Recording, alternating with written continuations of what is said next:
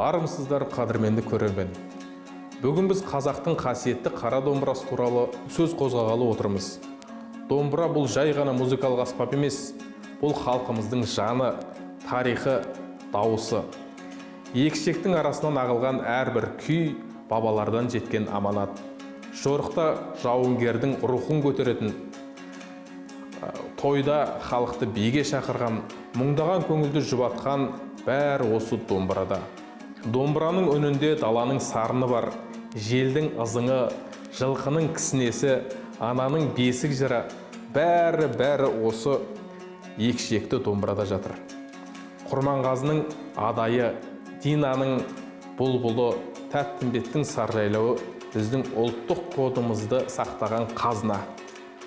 Сол бай қазынамызды дәріптеу, ұрпақтан ұрпаққа жеткізу келер ұрпақтың еншісінде. Алдарыңызға ұсынылып отырған Алтынұя мектебін әдістемелік жинақтың басты мақсаты ұрпақ сабақтастығын үзбеу. Атадан балаға мұра болып қалар күйлер жинағын насихаттау. Жинаққа қазақ күйлерінің жанашыры, сазгер, күйші, педагог Бөжен Құрметбектің шығармаларын негізге ала отырып, автордан 11 күй мен 9 әнін жинаққа енгізіп отырмын. Барлығы 25 ән, 11 күйі бар. Автор өз мамандығына дұрыс таңдау жасаған талантты шығармашыл жан. Күйші Бөжен Құрметбектің қолынан қаншама шәкірт тәрбиеленіп шықты. Олар да өнер саласында қызмет етіп жүр. Солардың бірі менмін. Мен тек шәкірті ғана емес, ол кісінің баласымын. Тікелей ізін жалғастырушысымын. Сол себепті де ол кісінің әкемнің авторлық күйлерін нотаға түсіріп, оқу бағдарламасына енгізуді қолға алып отырмын.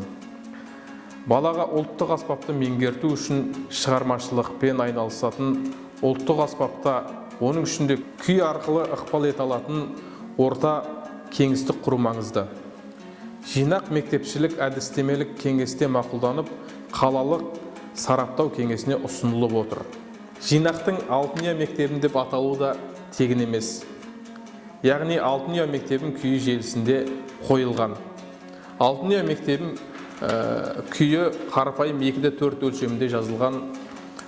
Күйдің әуені көбінесе кварта, квинта анық естіліп, Алтай қазақтарының күйлеріне ұқсастығы өте көп. Күйші Бөжен Құрметбектің ой толғауы, күйінің де шығу тарихы автордың өзі көрген, арасында болған сонау желтоқсан оқиғасымен астасып жатыр. Ол кезде автор Алматы қаласындағы Чайковский атындағы музыка училищесінде 3-ші курс студенті. Желтоқсан оқиғасында барлық студент жастармен алаңға шығып, сұрапыл дүрбелеңнің куәсі болады. Қаншама жастар қыршыннан қилады. Сол оқиғаның желісін баяндау үшін автор осы күйді дүниеге әкелді. Ендеше назарларыңызға автордың ой толғау күйін ұсынамын.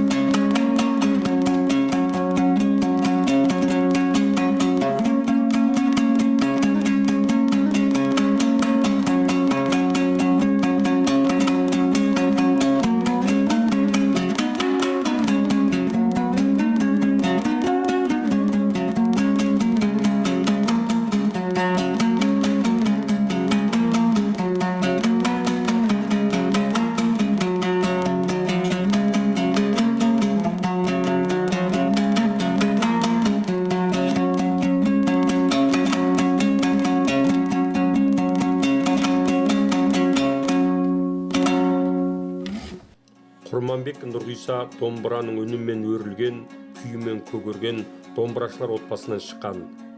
Қазақта әке көрген оғжанар, шеше көрген томпішер дейді. Ал домбырашының шаңырағында бала домбыраның даусын бесік жырмен бірге естиді.